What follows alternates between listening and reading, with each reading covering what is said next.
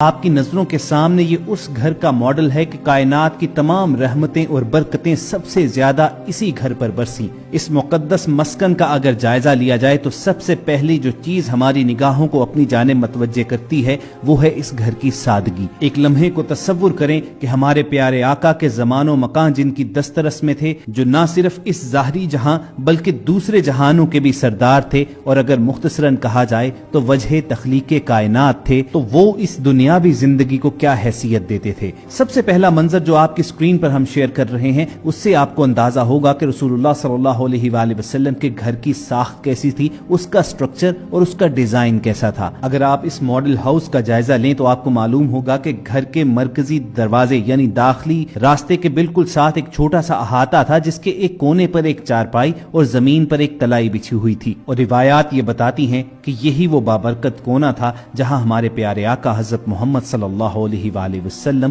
واپس آنے کے بعد استراحت فرمایا کرتے تھے، یعنی آرام کرتے تھے۔ اسی احاطے کے دوسرے کونے پر کھانا پکانے کے برتن وغیرہ اور آٹا پیسنے کے آلات وغیرہ پڑے ہوتے تھے، اور اس کے کونے پر پانی کا ایک کچا گھڑا پڑا ہوتا تھا، جس میں آپ کے غلام بیر غرس، بیر سقیہ اور مالک بن نظر کے کنویں سے آپ کے لیے ٹھنڈا میٹھا پانی لایا کرتے اور ان گھڑوں میں بھر دیتے۔ اور جب آپ صلی اللہ علیہ وآلہ وسلم کے لیے گھر میں پانی لایا جاتا تو اس کے بعد ایک مشکیزے میں ڈال کر اسے مزید ٹھنڈا کیا جاتا۔ گھر کے مرکزی داخلی دروازے کے ساتھ یہ جو احاطہ موجود ہے، آپ نے ایک چارپائی اور تلائی نما بستر بچھے ہوئے دیکھا تھا۔ اسی کونے میں بھی ایک آپ کو چمڑے کی بنی مشک بھی نظر آئے گی۔ یہی وہ مشک ہے کہ جس میں رسول اللہ صلی اللہ علیہ وآلہ وسلم کے پینے کا پانی رکھا جاتا تھا۔ اور خواتین و حضرات، اب بڑھتے ہیں گھر کے اندرونی حصے کی جانب۔ آپ کو احاطے میں ایک داخلی دروازہ بھی نظر آ رہا ہوگا۔ یہی وہ راستہ ہے کہ جس کے ذریعے رسول اللہ صلی اللہ علیہ وآلہ وسلم اپنے گھر کے اندرونی حصے کی جانب آیا جایا کرتے تھے۔ دوستو، اب اپنی سکرینز پر جو آپ منظر دیکھ رہے ہیں، یہ کاشانہ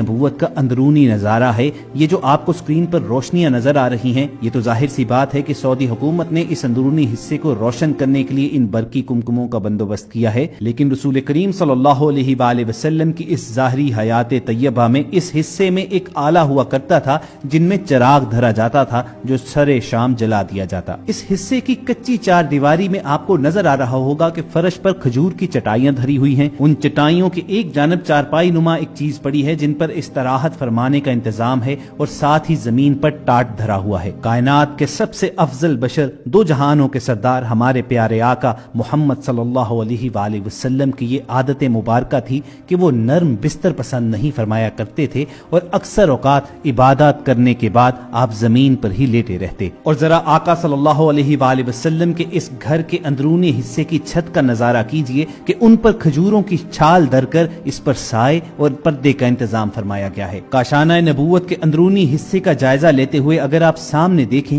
تو آپ کو دیوار کے ساتھ کھجور کی کچھ خشک شاخیں پڑی ہوئی نظر آئیں گی، اس کے ساتھ ہی اناج سٹور کرنے کا ایک چھوٹا سا برتن، اس کے ساتھ رسول پاک صلی اللہ علیہ وآلہ وسلم کا اس زمانے میں عصا دھرا ہوتا تھا، اور اس کے ساتھ ہی زمین پر وہ برتن پڑے ہیں جن پہ رسول اللہ صلی اللہ علیہ وآلہ وسلم اور ازواج مطہرات کھانا تناول فرمایا کرتے تھے۔ آپ صلی اللہ علیہ وآلہ وسلم کھانے میں انتہائی محتاط طریقہ اختیار کیا کرتے تھے۔ حضرت عبداللہ ابن عباس رضی اللہ تعالیٰ عنہ آپ صلی اللہ علیہ وآلہ وسلم کے طعام کی کیفیت کا تذکرہ اس طرح فرماتے کہ عموماً آپ جو کی روٹی اور سرکہ استعمال کیا کرتے۔ آپ صلی اللہ علیہ وآلہ وسلم یہ دعا بھی فرماتے تھے، اے اللہ، آل محمد کے رزق کو بقدر زیست بنا، یعنی زندگی میں جتنا رزق درکار ہے بس اتنا ہی عطا فرما۔ اسی طرح جب آپ صلی اللہ علیہ وآلہ وسلم کے لیے پہاڑوں کو سونا بنانے کی پیشکش کی گئی تو آپ صلی اللہ علیہ وآلہ وسلم نے فرمایا، اے میرے رب، میں تو یہ پسند کرتا ہوں کہ ایک دن پیٹ بھر کر کھاؤں اور ایک دن بھوکا رہوں، تاکہ جب تیرا کھاؤں تو تیرا شکر ادا کروں، اور جب بھوکا رہوں تو آپ کی جانب گریا و زاری میں لگا رہوں۔ آپ نے زہد و قناعت کا درس دیا۔ اس راہ میں آپ صلی اللہ علیہ وآلہ وسلم کا اپنا طرز عمل کیا تھا؟ عرب کے ہر گوشے سے دولت کے خزانے لدے چلے آتے تھے، مگر شہنشاہ عرب و عجم رسول اللہ صلی اللہ علیہ وآلہ وسلم کے کاشانہ نبوت میں وہی فقر و فاقہ ہوتا تھا۔ حضرت صلی اللہ علیہ وآلہ وسلم کے پردہ فرمانے کے بعد حضرت عائشہ صدیقہ رضی اللہ تعالی عنہا فرمایا کرتی تھیں کہ حضور اس دنیا سے پردہ فرما گئے، مگر 2 وقت بھی سیر ہو کر آپ صلی اللہ علیہ وآلہ وسلم نے کھانا نہ کھایا۔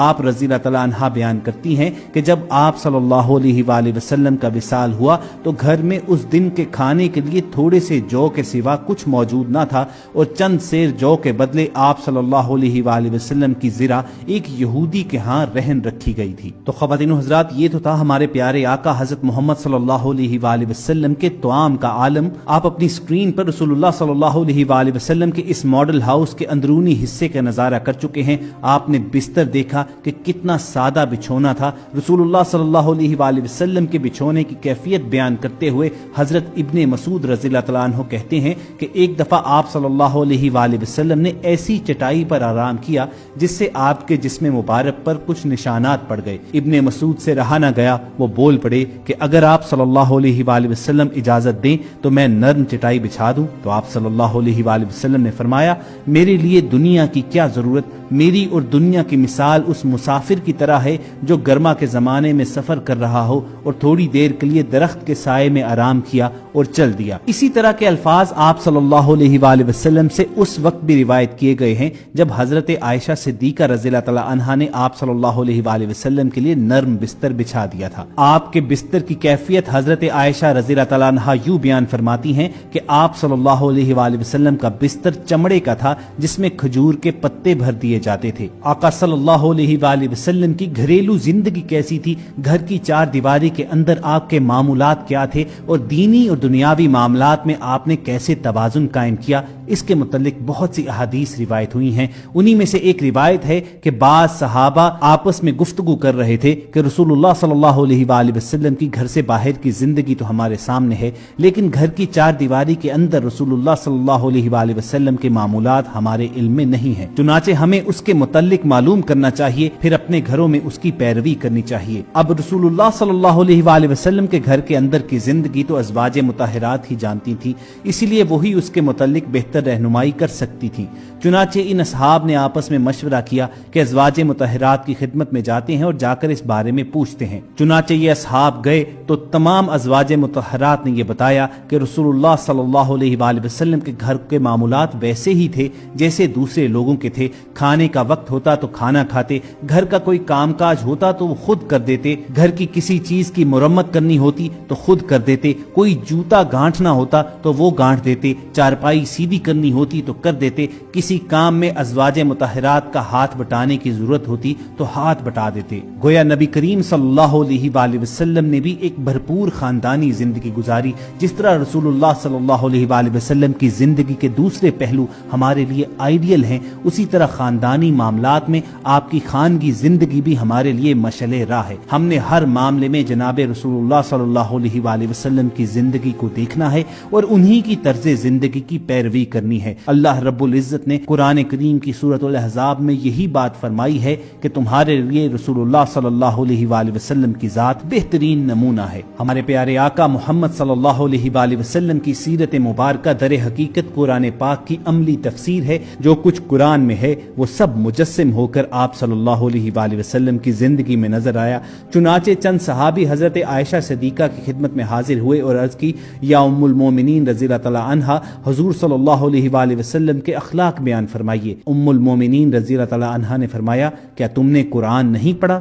یعنی قرآن الفاظ و عبارت ہے اور محمد رسول اللہ صلی اللہ علیہ وآلہ وسلم کی زندگی اس کی عملی تفسیر۔ وائس ڈیلی کی اس ویڈیو سیشن میں ہم نے یہ کوشش کی کہ آپ تک رسول اللہ صلی اللہ علیہ وآلہ وسلم کی خانگی زندگی اور اس کے ساتھ ساتھ آپ کے گھریلو معاملات بھی آپ تک پہنچائے جائیں۔ امید کرتے ہیں کہ ہم اپنی اس کوشش میں کامیاب ضرور ہوئے ہوں گے۔ آخر میں آئیے دعا کیجئے کہ اللہ تعالی ہمیں بھی اپنی زندگیاں رسول اللہ صلی اللہ علیہ وآلہ وسلم کی حیات مبارکہ کی طرح ڈھالنے کی سعادت نصیب فرمائے۔ اگر آپ کے دل کی بھی یہی صدا ہے تو کمنٹ سیکشن میں آمین ضرور لکھیے گا۔ اس کے ساتھ ساتھ اگر آپ کو وائس ڈیلی کی یہ کاوش پسند آئی ہو تو آپ اس ویڈیو کو لائک کر کے ایک صدقہ جاریہ کے طور پر دوسرے لوگوں کے ساتھ شیئر بھی کیجیے گا۔ کوشش ہوگی کہ کسی ایسی ہی انفارمیٹو سیشن میں دوبارہ آپ سے ملاقات ہو۔ اپنا اور ارد گرد کے لوگوں کا خیال رکھیے اور سنتے رہیے وائس ڈیلی۔